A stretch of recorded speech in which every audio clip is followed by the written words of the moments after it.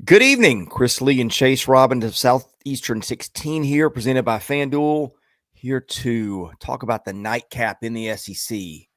Tennessee is a few minutes away from knocking off Florida.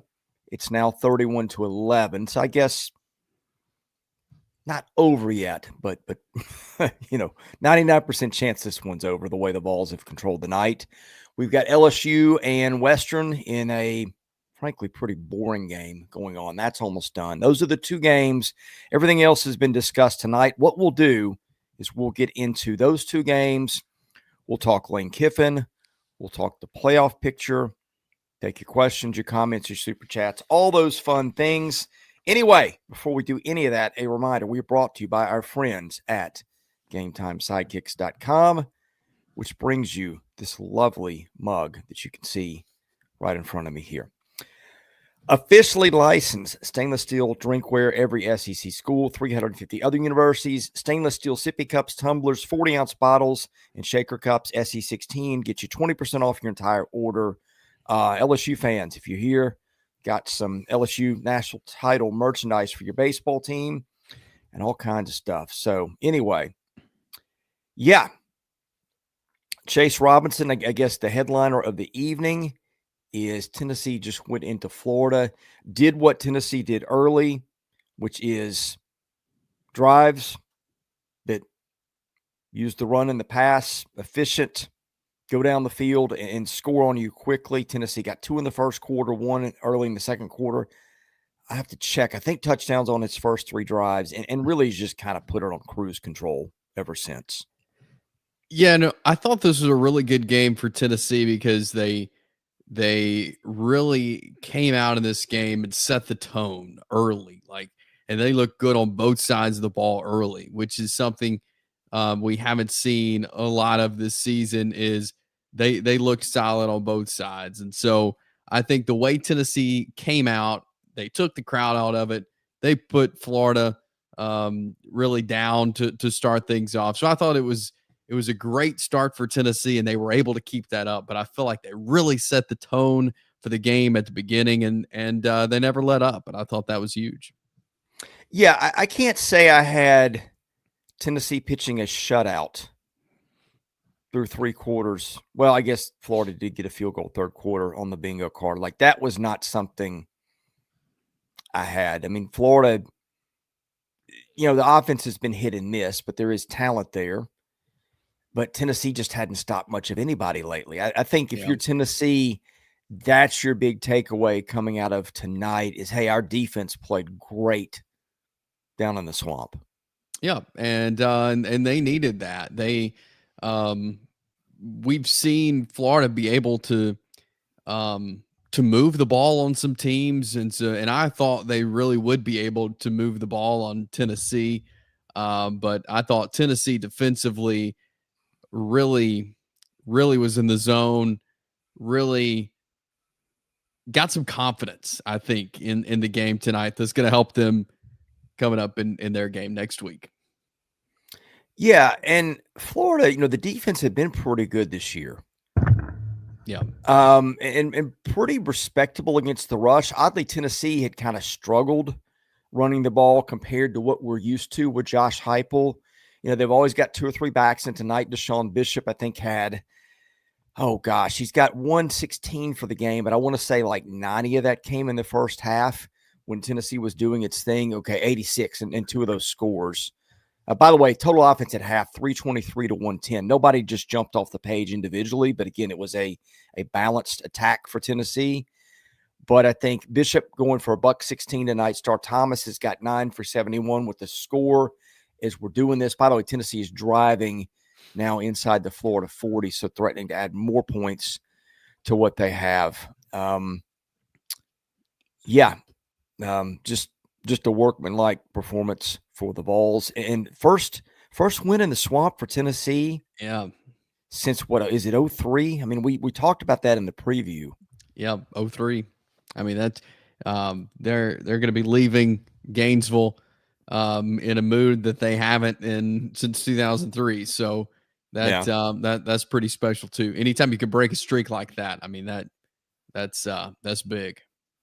By the way, when you guys post, let us know your old name if you're new to the channel. YouTube has changed everything. So like the screen names I'm used to, like Sam Smith, pretty evident by his new screen name here. But yeah, Donovan, another one. I know that one. But like some of you people that are posting comments, you may be regulars, but I wouldn't know it by the way YouTube has made some changes lately, which I'm not a fan of. But anyway, Sam says getting rid of Book Harder really helped the defense. Hey, feels like more like the defense we thought we'd see. I remember hearing in the summer, people thought that defense had a chance to be really, really special.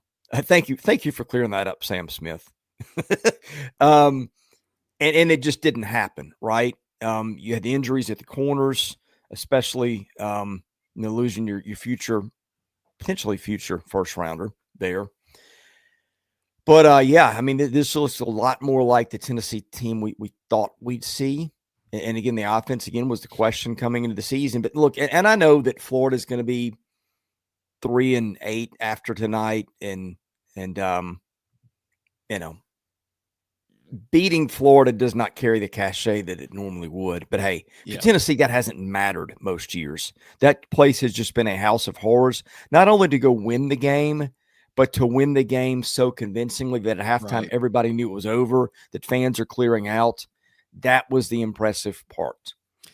Yeah, that's a great point. Not only to to win it, but to do what they did, I think is a huge part of that. Yeah. Anything else on this one? I mean, big game for the Vols next week with Vanderbilt. Yeah.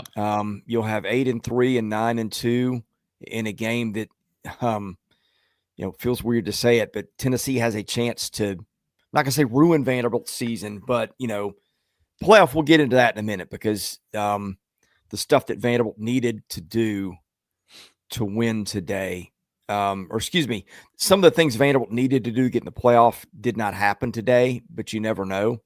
But anyway, just feels weird to say that and Tennessee will probably be a slight favorite. I'm going to guess a field goal or so in that one.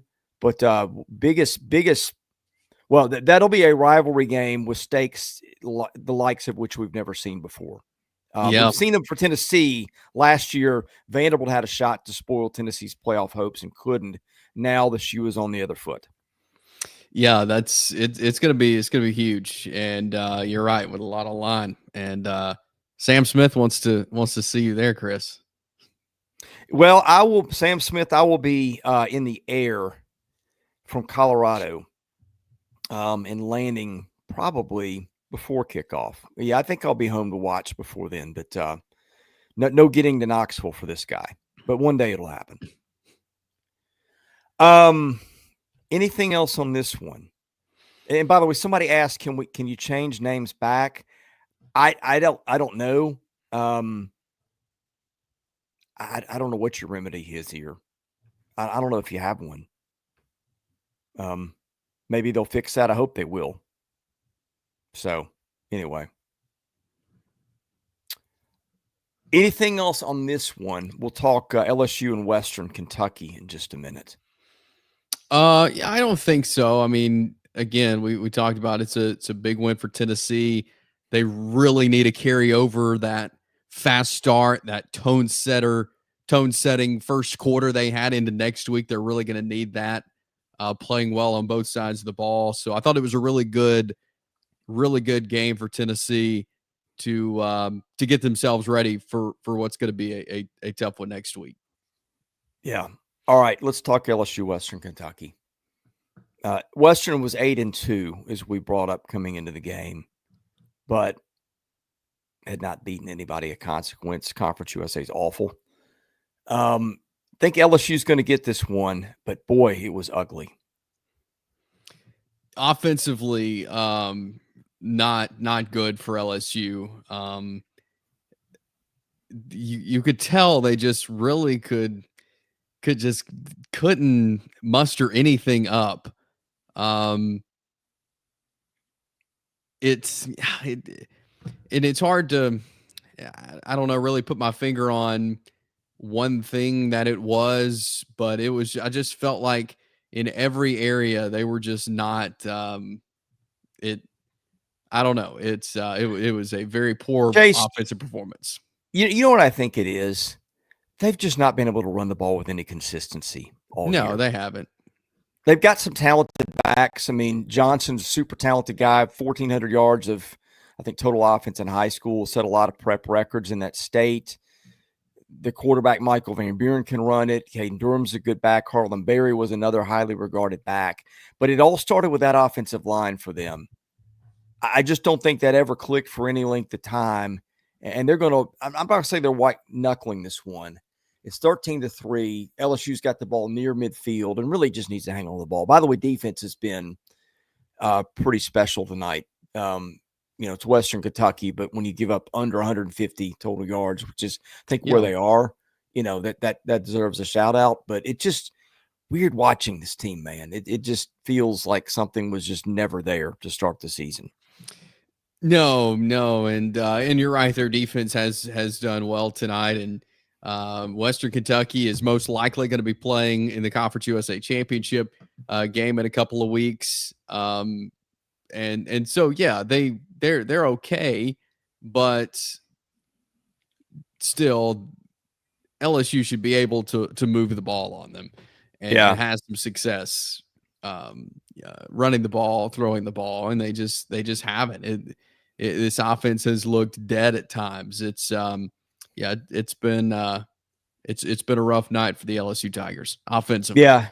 Two things. Van Buren's thrown for $189, but it's on 39 attempts. The other thing is they are 3 of 14 on third downs is where, again, we're about to go inside 5 minutes in Baton Rouge. Yeah, that's tough. Yeah. I mean, you kind of wondered how motivated LSU was going to be for this thing. Usually Baton Rouge at night is a big advantage, but when people that just kind of soured on the team, you wonder how that's going to go. Like that's a more exciting opportunity in some ways for a Western Kentucky to come into that stage and say, hey, look, we can go down there and pull an upset potentially. I mean, I just think motivation was on Western side tonight. Oh yeah, most certainly. Tennessee looks like, okay, clock ran out. Vols didn't try to score. Josh Heupel is smiling, maybe the first time all year. Vols got a big win in Baton Rouge, and looks like we're in a timeout in Baton Rouge. Again, would be, I think Killer First Beer said it accurately. Baton Rouge is a huge advantage until it isn't. At this point, it's a huge detriment. But hey, your LSU, you are now what? Presuming you win this game, 7-4. Is that what they are? Yep. Okay. Yeah. I mean, it feels weird to say bowl eligible because, I'm not sure how much anybody cares about that anymore. I mean, good for practice and good for having guys coming back next year. Especially if you get a new staff in there, then it's. I don't know if you can spend any of your time on your bowl practices, learning some of those things and get ready for next year. Boy, what a weird world we are in. All these things we talk about. Yes, we are. Anything else on this one? And again, the other games we did earlier in the day, what we're going to do, we will go medal stand later. We will talk about playoff picture, and we'll talk Lane Kiffin. And hey, while we're at it, let's just go to Lane in just a minute because got some interesting stuff on that this afternoon. We did a live stream this morning. Got a little bit of a different perspective on that maybe than I had this morning. I mean, who knows? I think we could do a show tomorrow night, and my take will change again. But before we get there, reminder, we are brought to you by our friends at Yearly Company. Get your Christmas shopping done early. Go to Yearly Company, a Nashville-based fine jewelry brand built on tradition, designed for meaning, each piece handcrafted from solid 14-karat gold, natural gemstones made to order for a perfect fit, backed by a lifetime guarantee. Every Yearly Company bangle is custom sized, so knowing your size is the most important first step before ordering. That's where the sizing kit comes in. Code SC16KIT will get 100% off your sizing kit at checkout. go and thank or help out the people who help our show. That's what I'm trying to say here. Get your Christmas shopping done early and thank us later. All right. Also brought to you by Rockform. Boy, if you're a Florida fan, you probably wanted to throw your phone tonight. If you're an LSU fan, you want to throw your phone watching this offense. Don't do that, but if you do, make sure it is protected by Rockform. It is the world's strongest magnetic phone case, extreme protection, super strong magnets, Rock Lock secure mounting, SEC 25. Get you 25% off your entire order at Rockform, ROKFORM.com. Get the vent clip for your car. You attach your phone in your magnetic case to it, and you will thank me for that later. I think it's $25. That is maybe the best purchase I made all year. You will love that one too. All right. Flashing back to Tennessee for just a minute. The broadcast just went off, and it was the weirdest thing I've ever seen. Seeing Tennessee celebrate in the end zone with its fans coming down to the field, players doing the Gator chomp, and the stands completely empty except for several hundred Tennessee fans. That is one of the weirdest things I've ever seen. Speaking as someone who's watched a lot of SEC football. Yeah, that's crazy. Yeah, I've turned BYU Cincinnati on the TV in front of me. Looks like BYU is up 20-7, so Cougars poised to win this one. I think this is at Cincinnati. It is. Let's see how much time. Okay, midway through the fourth quarter, BYU has the ball, so Cincinnati had better get together in a hurry if they're going to win this one tonight. So anyway, LSU now approaching the 4-minute mark. Tigers with the ball. Again, don't expect a whole lot to change here. But let's talk Lane Kiffin. Talked to someone today who is very connected in the agent and I would say multiple booster communities, that kind of thing. And there was there's a prevailing stream of thought in circles that what Jimmy Sexton is doing with Lane Kiffin is leveraging LSU to get more money at Florida. Now, I'm not reporting that as fact. I do not know. This morning I was like, hey, this guy's going to LSU. The signs are right in front of you. But this is the kind of thing that Jimmy Sexton does. When a coach has leverage, he will drag this thing out forever. You notice the coaches that have been courted other places, Chase, the ones that are signing contracts, the Matt Rules, those guys, none of those guys Jimmy Sexton clients that I know of. All the Sexton clients, you're talking Lane Kiffin, you're talking Clark Lee, and who am I missing? Eli Drinkwitz, all those guys. Everything's still in limbo. Again, word today is, and I thought, I'm not saying it doesn't make sense to go LSU because, of course, it makes sense to take the LSU job. Could be the best job in the country. But if you've got family, in Oxford and your ex-wife, who you're kind of back with, it appears, has got big ties to Gainesville, like from the family end, it didn't make as much sense. Thought that was interesting. Yeah, that is interesting. I still don't know what to think. I don't think Lane Kiffin knows what he's going to do.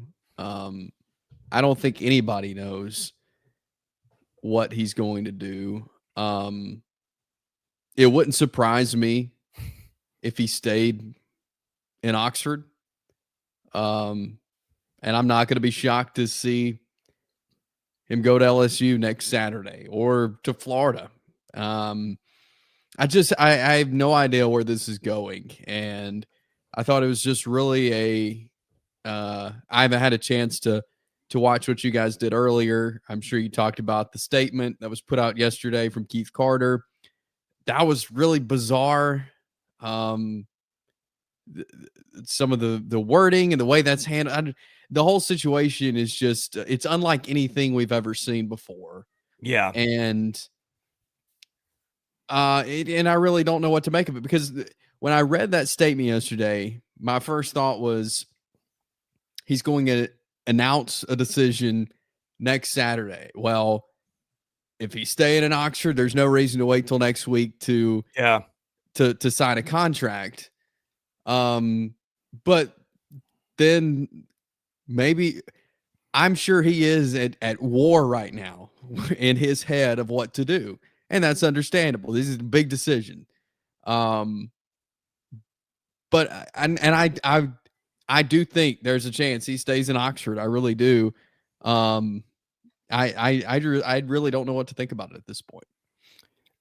There is a small part of me too that was sitting there thinking, okay, what happens if Texas loses to Arkansas today? And suddenly Texas pops open for, whatever reason.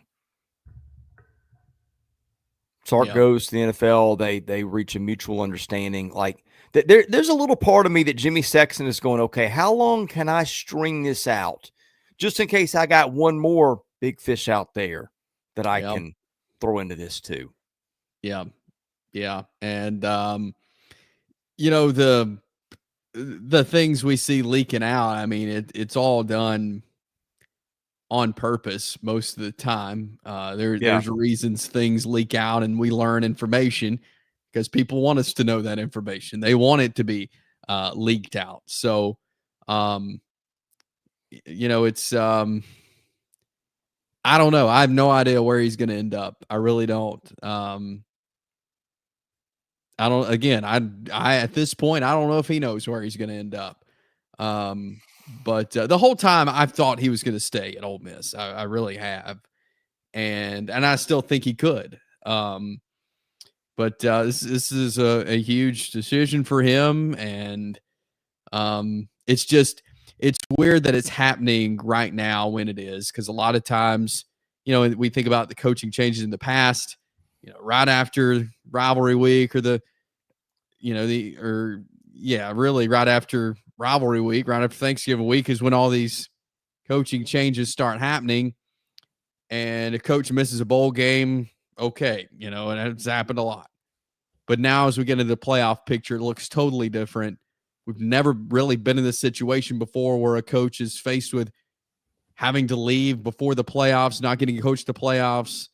We're in a totally different era of college football right now. And I think Lane Kiffin really is thinking, what is this going to do if I packed up and left Oxford, Mississippi, and left these guys with an interim coach for the college football playoff, something that Lane Kiffin has wanted to get to. He's wanted to get to the playoff, and this is his opportunity.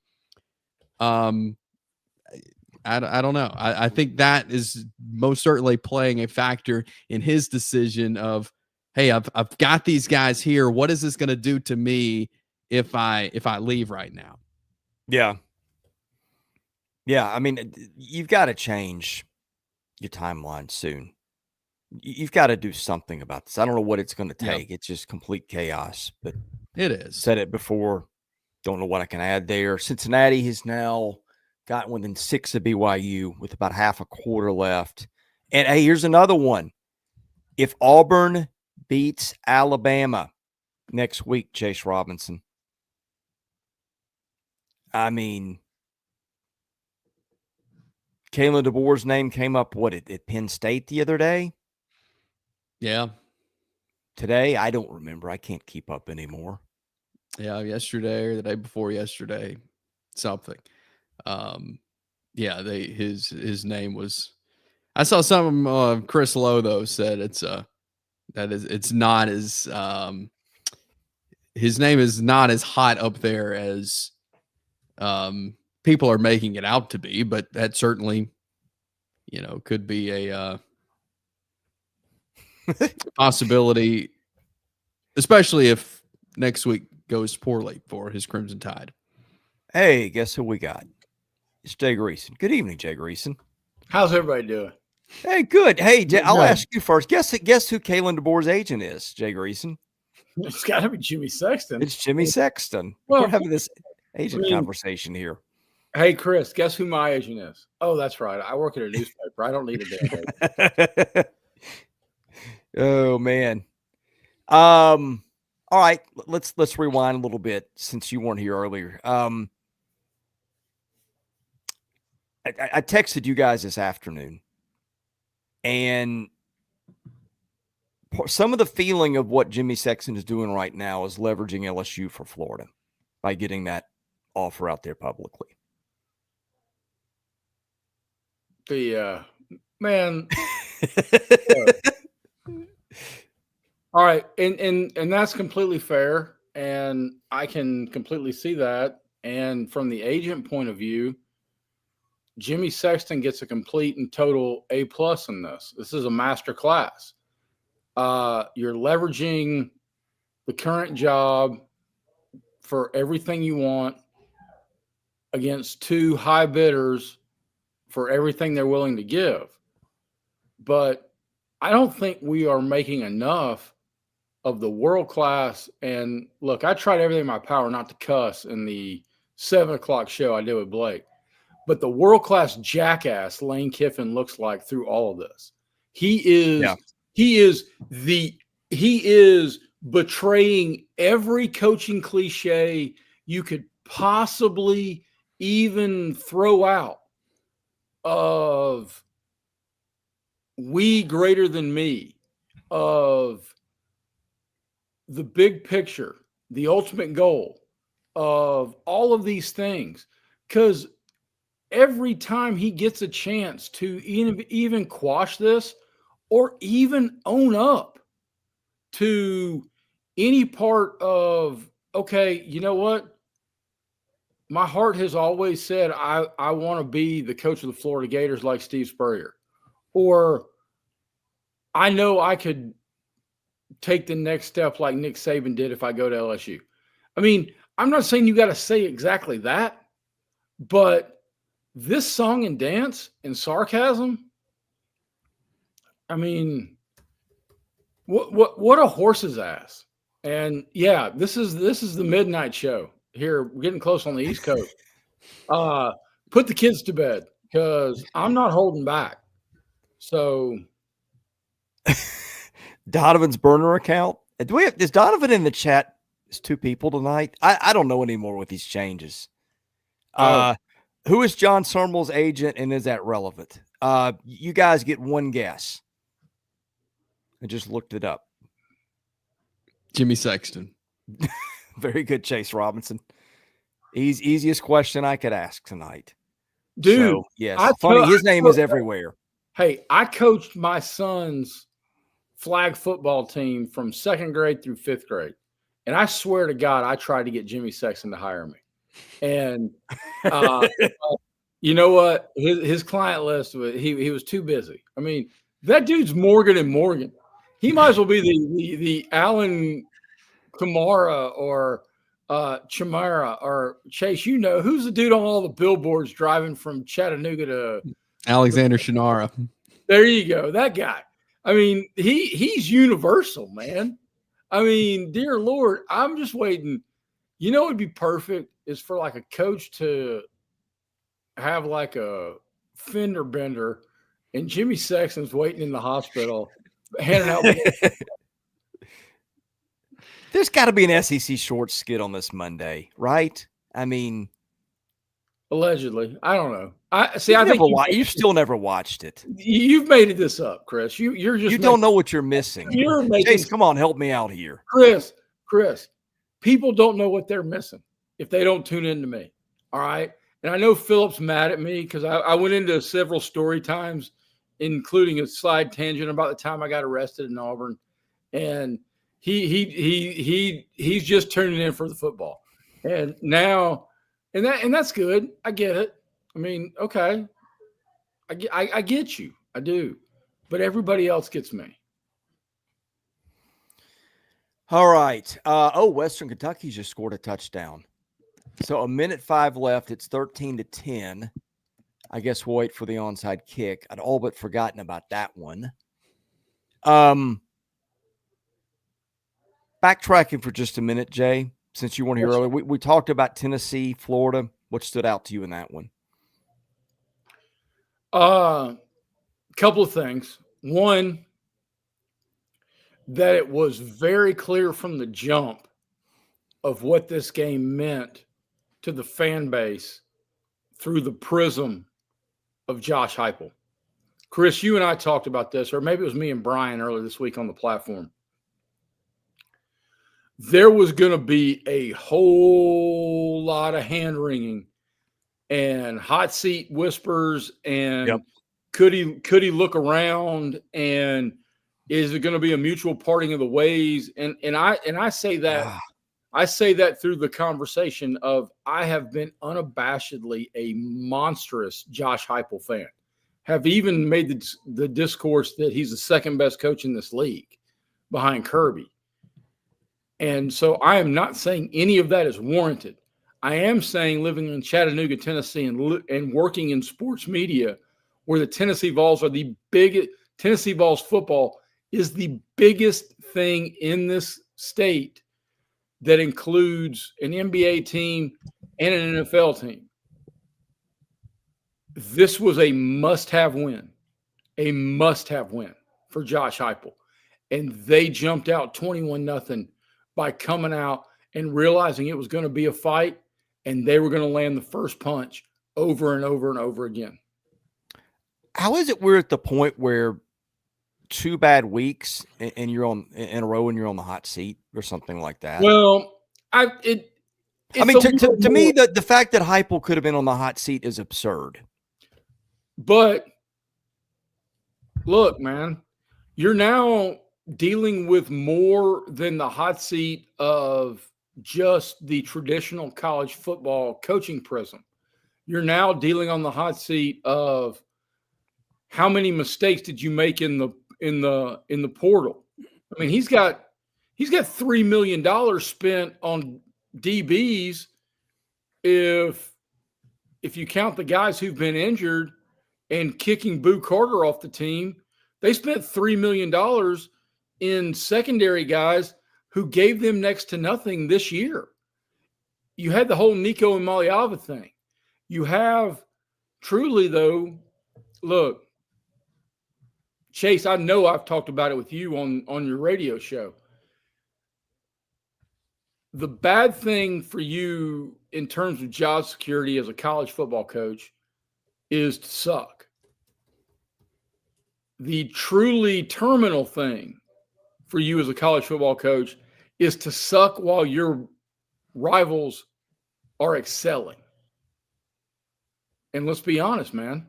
Georgia and Alabama about to be in the playoff, and that's the prism. For God's sakes, Vandy is going to come to Knoxville favored and with a chance to get in the playoffs. That doesn't sit well with Johnny Tennessee fan who named his oldest son Heath and his youngest daughter Peyton, right? Yeah, I don't think they're going to be favored, but your point is valid. By the way, quick footnote here: Western got that late touchdown on a fumble recovery return after Harlan Berry fumbled. But anyway, yeah, I mean it is a weird time, Jay. Chase, Hilltoppers is top 5 college nicknames, right? Oh, Hilltoppers, tremendous. Yeah. We need more creative nicknames like that.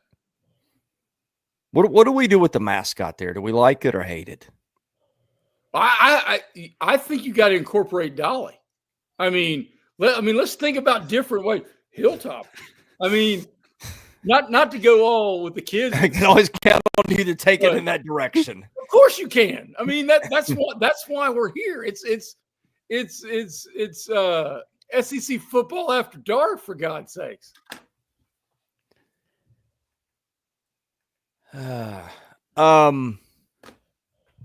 No, Tigers suck, and I'm an Auburn grad. I mean, that's a terrible nickname. Playoff picture. Here's what we got. Let me pull up my stuff here. Where did it go? I'm with you, Salty. Roadrunners is tremendous. Yeah, Roadrunners is Yeah. terrific. We really need more creative nicknames.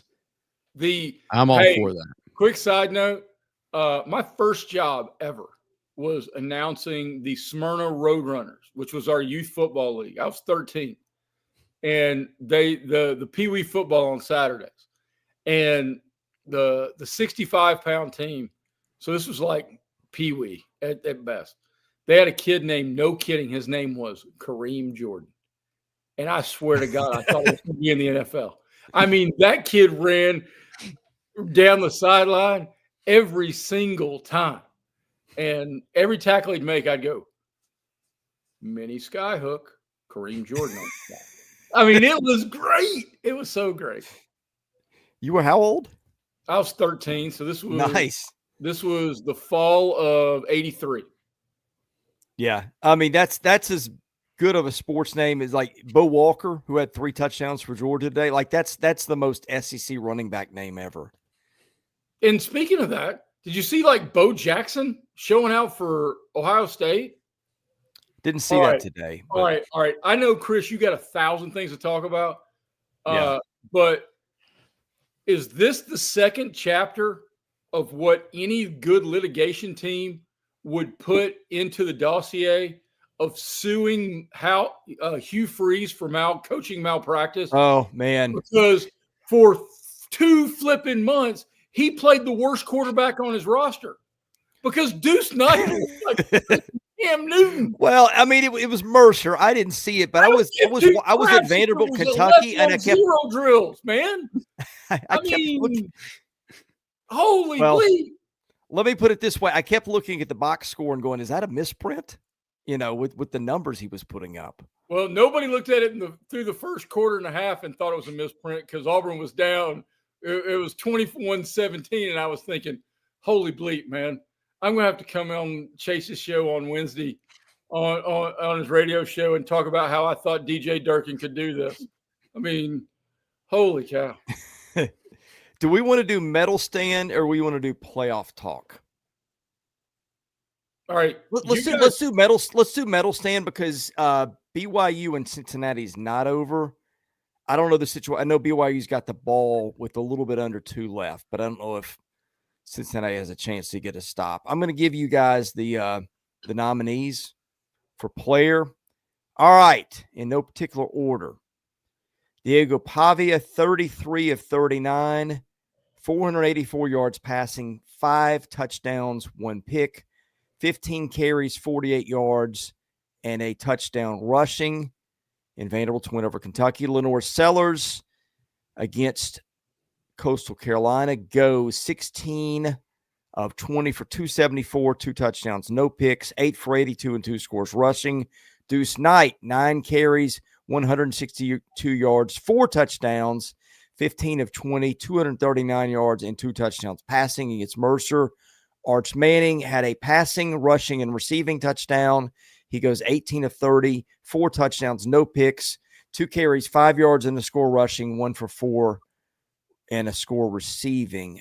Could throw Deshaun Bishop in there. He was 20 for about 20-ish. Any other nominees for the player medal stand?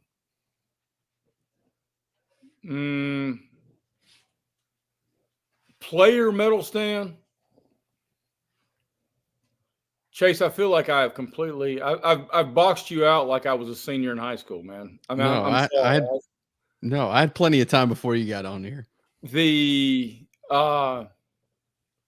player, no, but I will say this. And I don't know how much y'all got into the early games, but the game was only lovable if you're related to or a fan of Kirk Ferentz, because it was such an Iowa football game masterpiece. But Oklahoma completely saying, all right, somebody other than Ahmad Hardy is going to beat us, and completely defensively flexing on that and realizing what their advantage was and what their strength is. is supreme coaching from Brent Venables and a defensive staff who realize, you know what? If we get into the teams, we got a chance against everybody. All right, here's my call. You guys tell me if you disagree. I'm going gold, Diego Pavia, silver, Deuce Knight, bronze, Arch Manning. You go, Chase. I think that's good. I mean, Deuce Knight definitely has a look. His numbers were great. You do have to look at opponent, but I could definitely see putting him at gold. But I think silver is still good. All right, I've now petitioned the Heisman Committee to invite Deuce Knight because his average per game is off the charts compared to everybody else. So I think Deuce Knight should get invited to the Downtown Athletic Club. Okay, I'm being a little bit homerish and facetious. Look, man, I've been wrong about so many things in this college football season, but I was spot on about going into this game about Vandy trying to figure out the best possible way to send Diego Pavia, who is probably the greatest program changer in this league since Johnny Manziel. And in terms of direction, notoriety, meaning, possibility, all the things that a single player could do for a program. So I completely agree that Diego Pavia not only is gold, but he punched a Heisman ticket tonight, in my opinion, especially with what Pitt just did to Tech. So I don't think he's going to win it, but I would say this. If the Heisman was truly college, and I appreciate that the diction under the award is crafted to the best player in college football, whereas the NFL award is always said the most valuable. There is no doubt in my mind that Diego Pavia is the most valuable player in college football for what he does for his crew. So we go in same medal stand for you, Jay? I'm going Diego. I'm not going Lenoris. That honestly, that win, if I'm a South Carolina fan, makes me more mad about what I've seen over the previous 10 weeks. Yeah. Same with Auburn, honestly. Same with Auburn. I'm going to go Joey Aguilar because of the stakes of that game. And then I agree with Josh. I don't think FCS opponents deserve you. Look, the Deuce conversation is super fun, especially if you're an Auburn fan where you're scratching off lottery tickets looking for silver linings. And then I'll go Arch because it's still an SEC opponent, and it was a game that, hey, dude is legit at home. I mean, same with Texas. If they just – and Texas has enough money, maybe they'll figure out a way to get all the playoff games down there in Austin, and then who knows what could happen. Teams, I'm going to go gold Oklahoma, silver Tennessee, bronze Vanderbilt.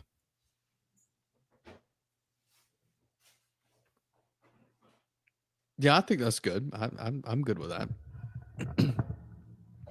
I go gold Vandy, especially with the chaos around them.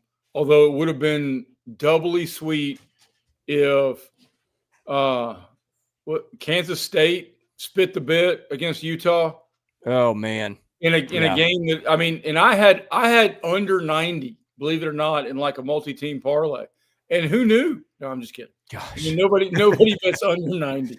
But I'm going to go gold Vandy.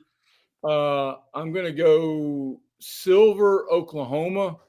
It wasn't pretty, but it doesn't have to be.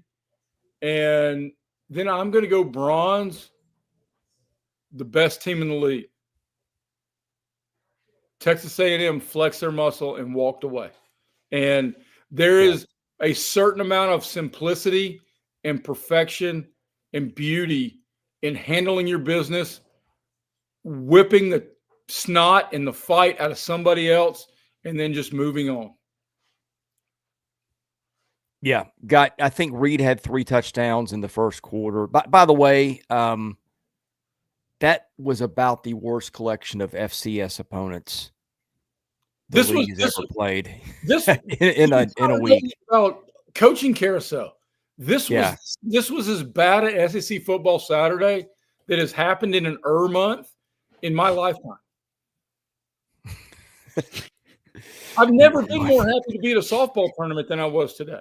Yeah, well, I mean, the headliner got over with quickly, and like the bad thing about watching Missouri Oklahoma was when Satania broke that long pass. You're like, okay, I think the game's pretty much over now, having watched these offenses. Another one we talked about, Chris, and I think Chase, you were on the prediction show where the over/under was 42.5, and all of us went, "There's no bleeping way these teams are going to be 42." I mean. I said I thought the game was going to be 17-13, and Chris, you went, I think it's going to be 13-0. So, I mean, I think Chris may have been right. I think I said 13-6, or I think I had a scenario in my head too, or 11-8 or something like that. Just it felt like it really should have been that, but alas, we did not get that. All right, playoff picture. Unfortunately, if you're an SEC team needing help, you didn't get as much of that as you wanted today. Let me start from the top. Ohio State beat Rutgers. Ohio State is now getting in no matter what happens against Michigan, which we thought anyway. But, hey, had Rutgers pulled an upset, then you never know. Same thing with Indiana, which clocked who today?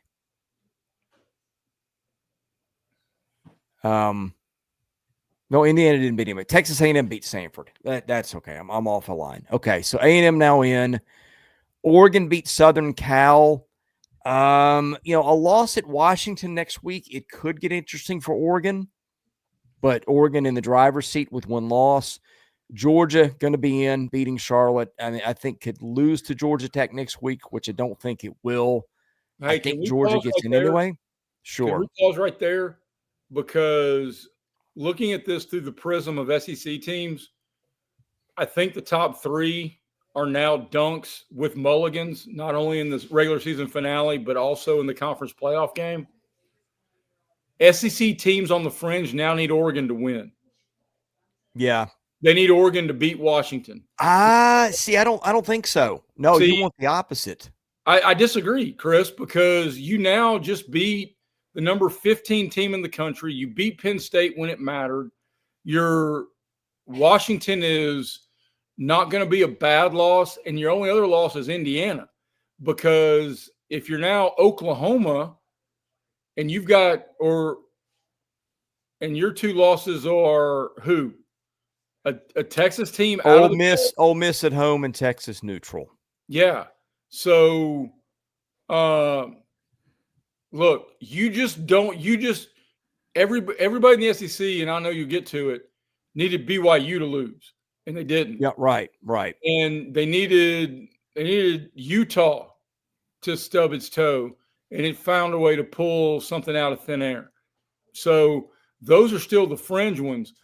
Oregon now becomes a headache because it'll be 5, 6, 7 in whatever the polls come out on Tuesday night.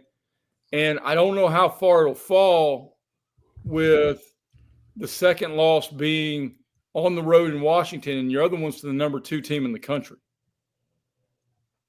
Well, I mean, I don't know how Oregon beating Washington is a bad outcome, or Oregon losing to Washington is a bad outcome if you're borderline playoff. Because it goes into the logjam. It's the difference between 4 and 5 for the league. Meaning, well, wait a minute. Hang on. Where are all these bids from the Big Ten coming from? I don't see it. I mean, you've got Ohio State and Indiana are in, and then you've got Oregon and Michigan trying to get there. Michigan, Ohio State's going to stomp a mud hole in Michigan. Okay. Okay. Well, then you're looking at two teams. Well, you're looking at 3 if Oregon wins. Right. But I'm talking about the SEC getting, if it wants 5, you're in line to get 5, even with Oregon in the mix. So teams in the mix don't really matter. What you don't want is teams in the mix to drop down to get back into the mix. You're saying because a multi-team tiebreaker is a different animal than comparing 1-1? I'm saying I don't understand how a 2-loss Oregon is a worse outcome for the SEC than a 1-loss Oregon. No, I'm saying a 1-loss Oregon is a better outcome for the SEC. And the reason is because they're already in. And right now, the SEC has 5, even with Oregon ahead in the mix. So if Oregon loses, who's the committee going to favor? Oregon. Why is Oregon a slam dunk? Oregon's best wins are probably Penn State and at Iowa. I don't see Oregon being a slam dunk with 2 losses. The Big Ten's going to get 3. I mean, we'll see. I think it is, but anyway. Well, here's the way I see it. You got that. Georgia. I mean, I think even if Georgia loses to Georgia Tech, Georgia's getting in. Notre Dame beat Syracuse 70-7. It's going to go clock Stanford on the road next week. Notre Dame is getting in. I think. Ole Miss. Think you got to beat Mississippi State maybe. If you don't, it's interesting. Texas Tech goes to West Virginia next week. Ole Miss and Tech didn't play today. Alabama took care of business against Eastern Illinois. I think for a while Alabama had more first downs than Eastern Illinois had yards. Lose to Auburn next week. You're probably out of it, Alabama. Win, you're in. BYU got one at Cincinnati tonight. LJ Martin ran in a late touchdown since we updated you on that. So BYU is sitting at 1 loss with a game with Central Florida next week. And Oklahoma plays LSU in what might be a 3-2 game. So those teams are all in at the moment. I think the committee's ranking of Utah, the more I think about it, I just don't agree with it. And Utah got bailed out tonight at Kansas State or home against Kansas State. Miami took care of Virginia Tech today and plays Pitt next week. The ACC is a mess. I think Georgia Tech, I don't know if they're out of it now for the ACC title game. So, you're trying to see, do the ACC get 2 bids? Southern Cal losing today, they're out. Vanderbilt beat Kentucky in impressive fashion. Will be interesting to see if, say, Vanderbilt jumps either Miami or Utah. And Michigan still sitting there in it if it gets a win at Ohio State or against Ohio State at home next week. Also 3-loss Texas. If it beats A&M, might be in the conversation. I think that's about it at this point. Besides the fact you'll get in a group of 5 team and then whatever happens in the Big 12 or the ACC. So you're looking at Ohio State, Indiana, A&M in, Oregon, Georgia, Notre Dame close. Oregon's a different category because, again, needs to beat Washington, I think. Texas Tech probably going to be in after next week. Alabama probably going to be in. BYU got a good shot. So whatever happens with Oklahoma and then, the ACC, you're looking at more contestants than chairs. Go ahead. Yeah. And look, next week, and we think of past years and the 14 playoff and rivalry weekend was big, but next weekend is just going to be huge because it's coming down to some of these teams have got to win. You mentioned Ole Miss, you mentioned Alabama, like they have got to win next weekend to get in the playoff. Still trying to figure out the SEC championship and who's in that. It's coming down to next weekend. So There's going to be so much riding, as if there's not already in these rivalry games in the SEC. There's going to be so much riding on next Friday and Saturday in the SEC with these rivalry games. Parting thoughts. You go first, Jay. I go first? Yeah. Okay. Chris, I love how much you and I agree to disagree. I really do. It makes our dissertation, our discussions more interesting. I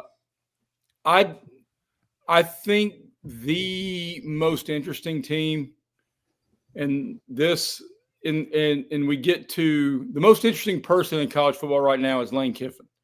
And I don't know, even Pat McAfee would admit that. And although, man, the kicking thing in College Game Day is so cool. I mean, it's just so awesome. But the most interesting team as we get into the music about to stop and everybody looking for chairs is Alabama. I mean, yeah, because they're about to be staring at a real 10, 11, 12 conundrum, and they're going to have the name that the committee wants, but they lost to Oklahoma.